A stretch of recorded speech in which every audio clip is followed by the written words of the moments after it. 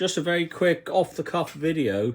I'm in the workshop doing a little bit of metal cutting and other bits and pieces as you do. And I've noticed on my Evolution chop saw, this one, it's the smaller one, it's the R210. Bigger brother's sitting over here. But I've used this for 12 months. It's been hanging in the garage, which is a fairly dry garage. But I've noticed this. Don't know if you can see that. If I'll just stop the slide from moving and we'll zoom in a bit. Rust. Not all the way along. Let's find the other bar. There it is. Which is, in my book, disappointing. Now, if it was hanging like that, you imagine, let's zoom out again. You imagine this was the top, that was the bottom of how the saw's hanging. So it's vertical on a wall like that, that being the top. This area was actually covered by the bearings, but it's still got rusty. A little bit further down also, which was uncovered. We'll find it, there you go. A little bit more rust. Only on one bar though, I think. The other bar got away with it.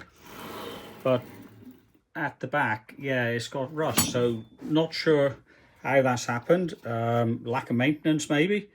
Because I've now found there's a plate that goes on the back. You can remove just one screw there. And it's got some felt washers. Which, what I will do from now on is soak them in oil. So every time the slide goes in and out, they get wiped and lubricated. That might be the fact that they've just been sitting there for a little while, probably 12 months. Because its brother, like I said over here, this is a main one I use in the workshop. And that hasn't got any rust on it at all, but it has had fairly regular use. But also in the back here, you got one screw, there's a bump stop there. Undo the screw. And don't pull the bump stop out, but just wiggle it and that plate will come out and it'll expose the felt washers, as I have done over here. And they're bone dry.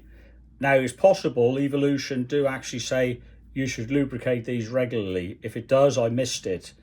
But that's what I'm going to be doing from now on. Something a bit heavier than WD-40, I'd use sort of 3-in-1 oil.